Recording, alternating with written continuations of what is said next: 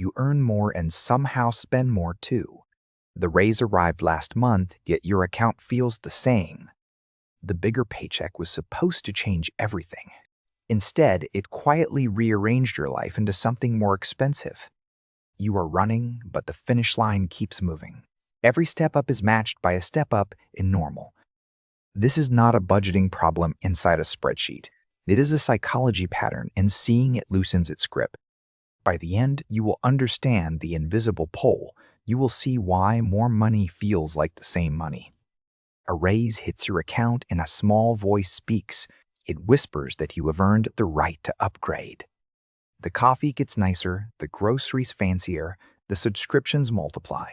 Nothing feels reckless, yet a new baseline swallows the raise. This is lifestyle inflation, and it does not feel like inflation. It feels like finally living the way you should. Yesterday's luxury becomes today's normal, and normal must be exceeded. The ceiling you reached becomes the new floor. The treadmill works because each upgrade feels like a deserved reward. You worked harder, so the lifestyle should reflect that. But the reward fades faster than the raise renews itself. The upgraded life becomes ordinary, and ordinary stops rewarding you. Psychologists call this the hedonic reset, and it runs inside everyone. Pleasure from new things drops back to baseline, always. The first month in the bigger apartment feels like a movie. By month 4, it is just where you live. The new car smells incredible for about 3 weekends. Then it becomes the thing you drive while wanting another. The nicer neighborhood feels like an arrival for a season. Then you notice the neighbors with the slightly newer kitchen. The vacation photos look perfect on the way home. Within days, you are already planning the next escape quietly. This is not weakness, and it is not greed. It is an old nervous system meeting a modern menu. Your brain was built to chase, secure, then chase again. It was never designed to sit still and feel satisfied. The raise does not solve the feeling. It funds it. The sense of being behind upgrades with your zip code. Notice how the people you compare yourself to also changed. With every promotion, your reference group shifted one rung higher. You used to feel fine next to your old coworkers. Now you measure yourself against ones already 2 raises ahead. The people at your new dinner table also live differently. Their casual mentions of trips become your private benchmark overnight. This is comparison drift, sneakier than comparison itself. Your standards rise invisibly the moment your income rises visibly. You are not chasing more money. You are chasing belonging. You want to fit the room you just walked into. Belonging is the real currency hiding inside every status purchase. The bag, the watch, the renovation whisper, please accept me. When you grew up, money meant something specific at home. Maybe safety, maybe shame, maybe proof that you finally arrived. Nobody said it, but the message lived in the walls. The way bills got opened taught you about worth.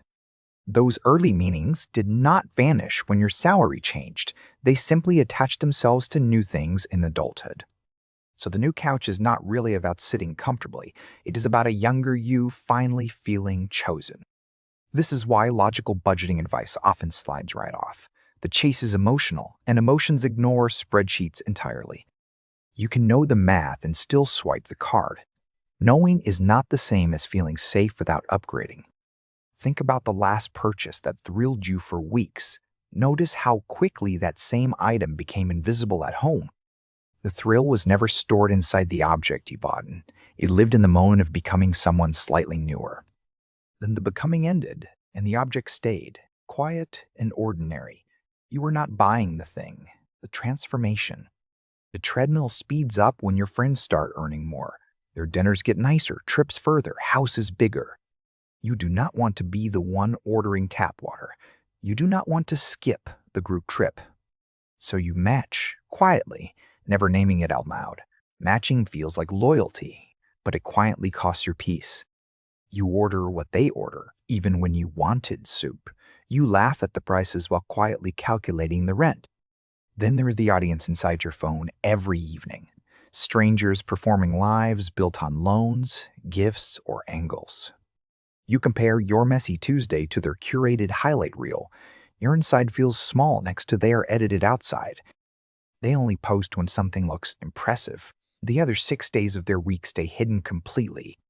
This is the cruel math of modern comparison, never balancing. You measure all you feel against only what they show.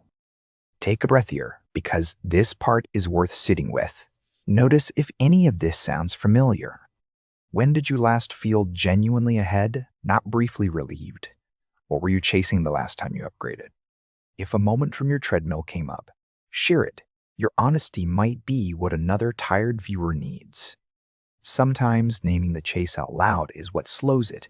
You stop running long enough to look at the track. Now let us go deeper into the engine underneath. The treadmill is not random. It was designed to spin. Every screen you scroll is engineered to make enough feel insufficient. Every ad suggests you are almost, but not quite. You are not weak for feeling behind inside this environment. You are a normal person inside a very loud machine. Understanding this is not an excuse, but it is a relief.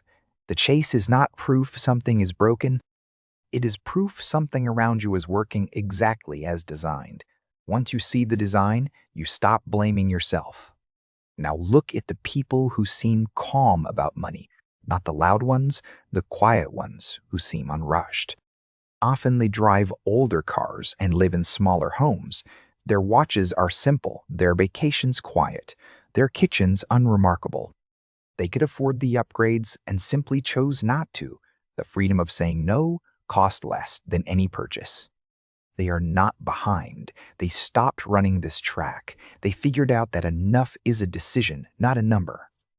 Enough is not a dollar figure waiting in the future. Enough is a feeling you choose in the present. That sentence sounds simple, but it rearranges everything when believed. The next raise stops being the thing finally fixing you. The next raise becomes a tool, not a rescue. You can use it, but you no longer need it.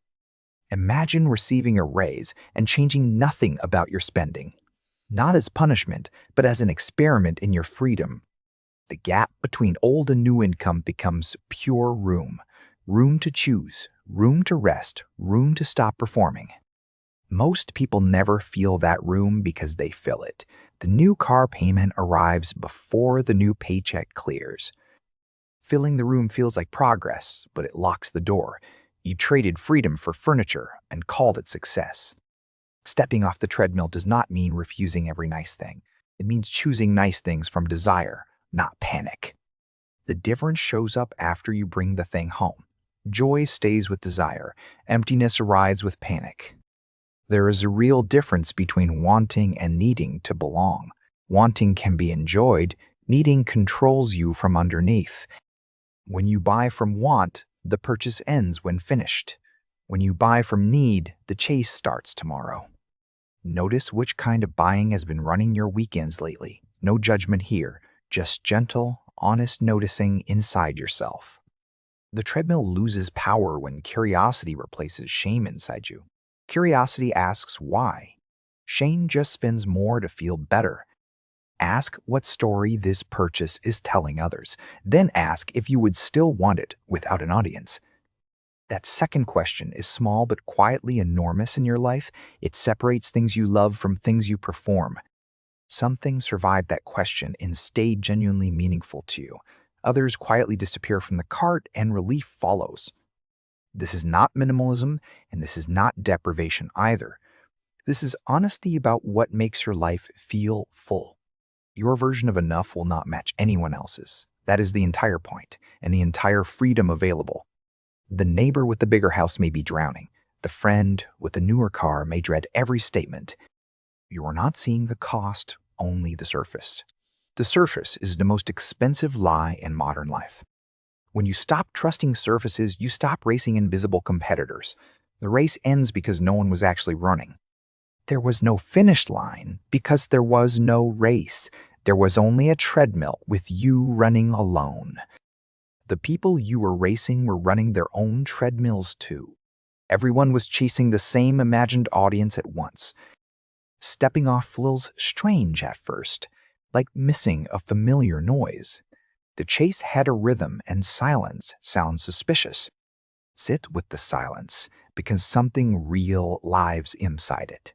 Underneath the chasing was a quieter, steadier version of you.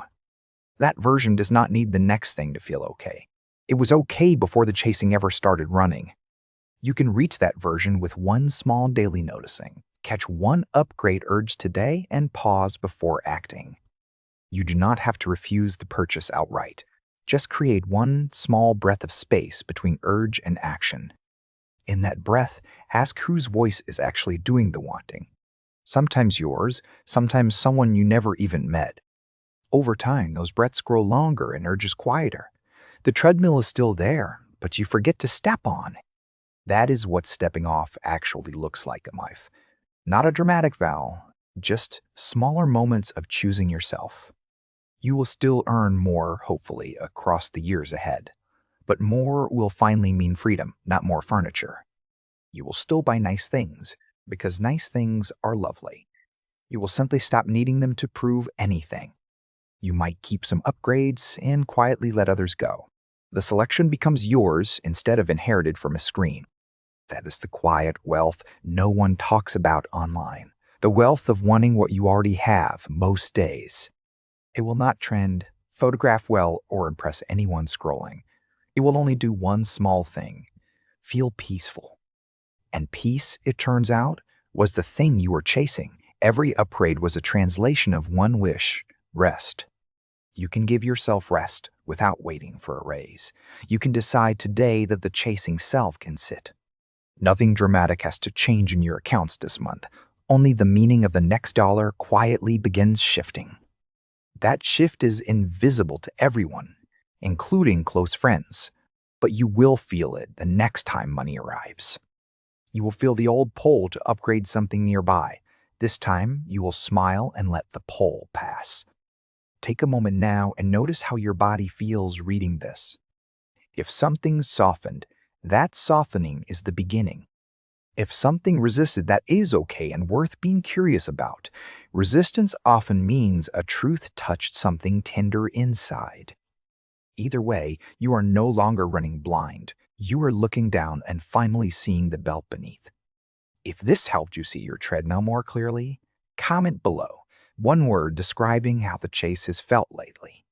Reading other viewers' words can make your experience feel less lonely. Sometimes one stranger's sentence does what articles cannot. If you want more videos decoding the money mind, subscribe, tap the bell so the next one finds you.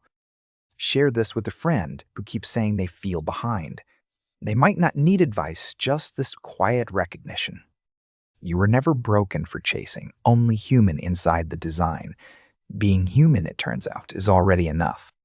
The treadmill keeps running whether you stay on it or not, but you finally get to choose to step off.